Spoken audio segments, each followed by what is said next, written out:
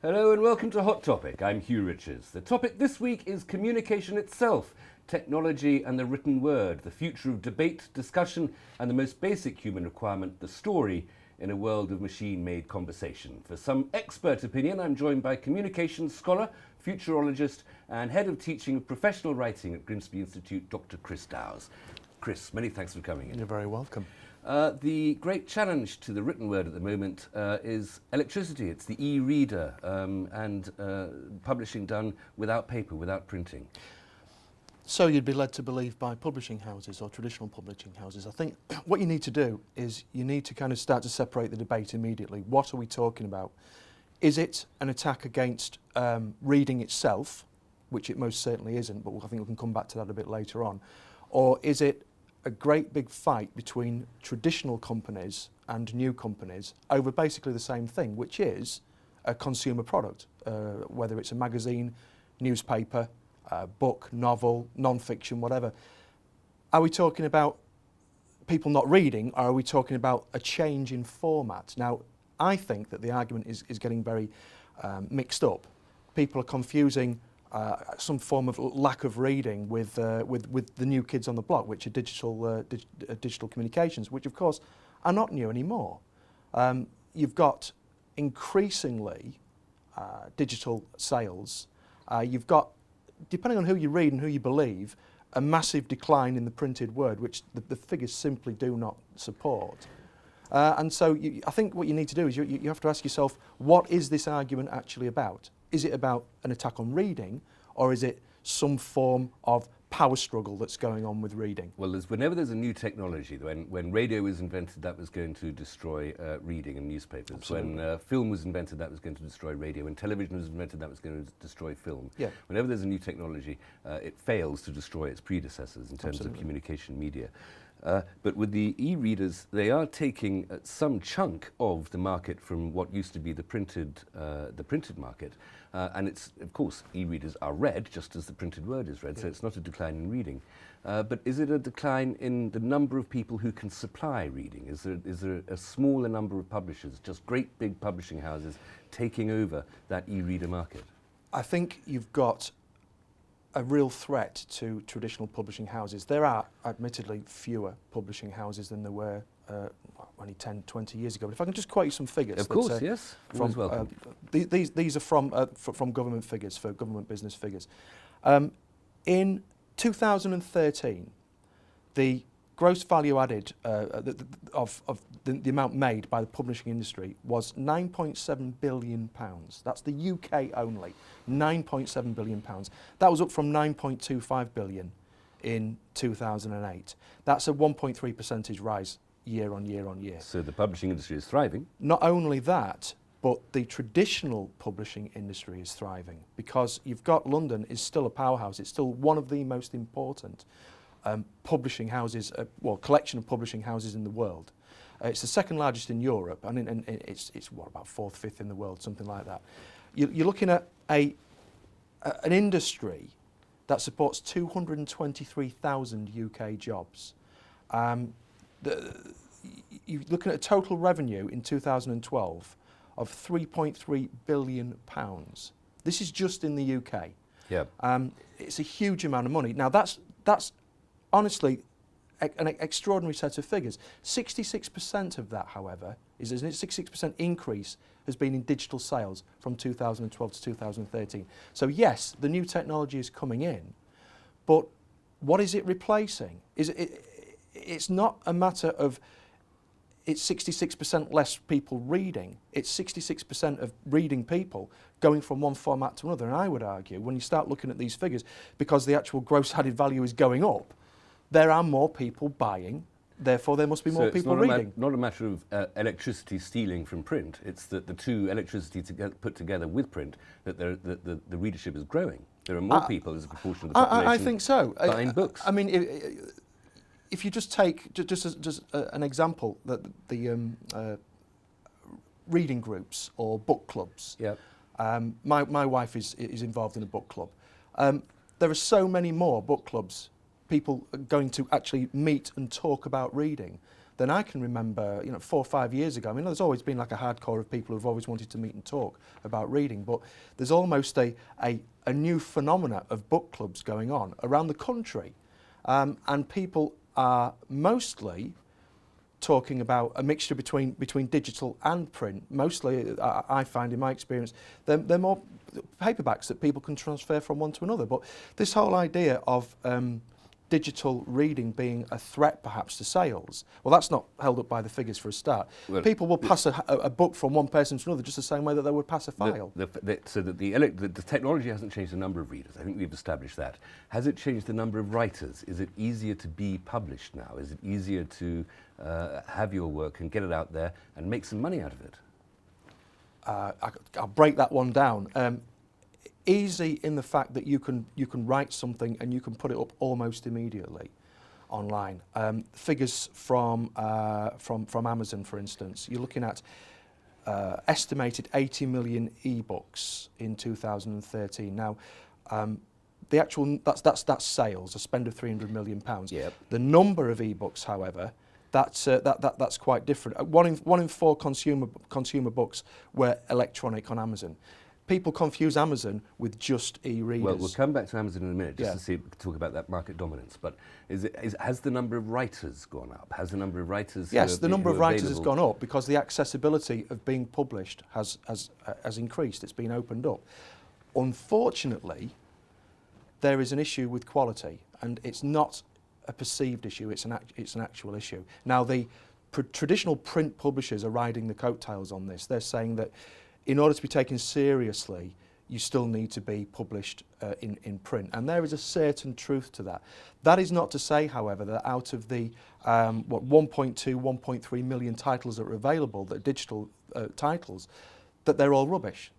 Because if you're a user of Amazon, you'll know that the top 100 are usually dominated by recognised authors who are in print as well. So the print publishing companies are seeing the digital versions as just another revenue stream. As a new writer, yes, you can get published as soon as you've finished something, as soon as you've committed something to a file. It can be up in half an hour. But you don't have that benefit of being edited, being proofread. You don't have that benefit of marketing. You don't have that benefit of getting reviewed and things like that. So, I mean, you are no more really than just sticking up an extremely long blog, are you, if you're self-publishing electronically? I don't think that's true, because there are ways that you can market your work, and you can work with digital companies to get it marketed. You also don't get the benefit of making 5% on your hard work, which is the majority. As a new writer, the traditional print industry is propped up by its 5% top writers. 95% of the print industry is effectively supported by the 5% of the top writers. So the majority of the books that you'll see in Waterstones, for instance, or W.H. Smith's, they're lost leaders. They're not making any money whatsoever. What you've got is far more freedom for writers, but you're absolutely right. Some of them, a lot of them, are very, very poor quality. People can buy a book for 99p, £1.49, and they can feel ripped off, which you have to ask yourself, well, that's not a lot of money, really. It's less than a cup of coffee. But someone has effectively stepped up to the bat and said, I'm as good as a print publisher, read my book. And as soon as you exchange money and you become a professional, there is a certain expectation that you're going to get a quality product. Some of those, the best-selling ones that have been self-published as e-readers are not particularly high-quality products. A great example of this in recent years has been E.L. James and the 50 Shades of Grey books, which was self-published originally electronically, and demonstrations really that poor grammar is very unerotic. And I don't quite know what the other benefits they might have. Nevertheless, it doesn't matter. The market's there for them, and they've sold massively.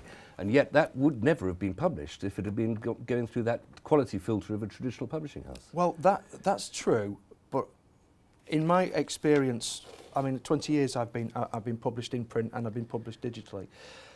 I've had plenty of examples of printed books that I've read that I've thought, how on earth did this get to print? That goes down into magazines as well.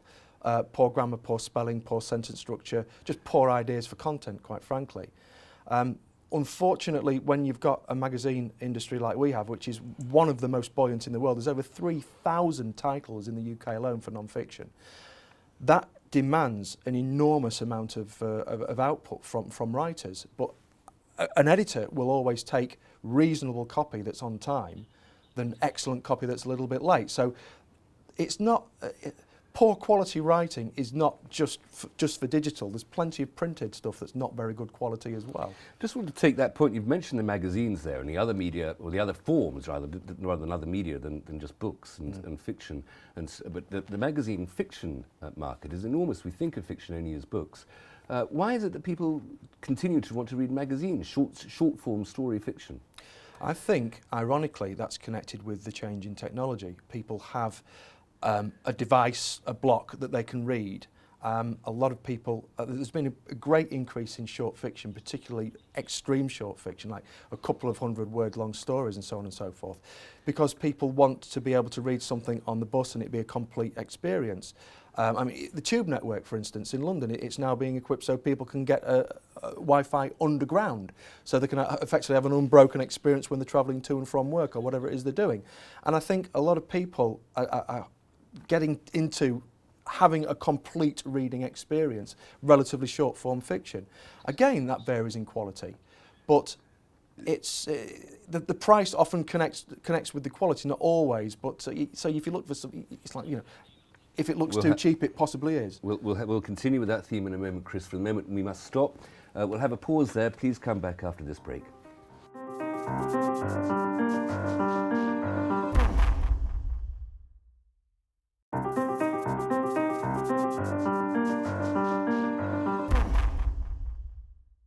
Welcome back to Hot Topic. I'm talking to Dr. Chris Dowes, communications scholar and teacher of professional writing at Grimsby Institute. Chris, we were just talking about the availability of short-form fiction, of magazine fiction, how that's available electronically as well. I just want to move on to the difference in the relationship between reader and writer. Now that we have the technology, anyone can write anything and, in a way, get it published by distributing it on the internet. And so lots of people who don't know very much can write to, effectively, very few people, comparatively, who read each piece of information on the internet. It used to be that a few people who know a lot would write for the benefit of a lot of people who didn't know it before they read that work. So the relationship now is that the non-expert, the non-specialist, is informing a very small number of people. I think there's also the non-expert is potentially informing an awful lot of people as well. I think that the idea of professionalism, the idea of being a professional writer, has become very, very blurred. Now, I don't know whether that's necessarily a good thing or a bad thing. I'm sure there are supporters of traditional print publishing, for instance, which would say it's the end of the world. You know, everybody and their dog are saying. I don't mean just fiction. I mean in all sorts of other fields non-fiction as well. I mean, in terms of journalism, or simply in terms of reference. Something that has absolutely no filtering. Anybody, lots of people can write rubbish, and then it's read by very few people. That's the point I'm making. Not just fiction, in all sorts. In non-fiction as well. Yeah. Well, if you take news, for instance, if you take the revolution, the electronic revolution in newspapers, I think I'm right in saying that the uptake on digital newspapers has been relatively low. Since a lot of the companies are trying to basically save money, as most of the traditional print companies are trying to do, go into the digital era, the digital sphere, to cut the costs.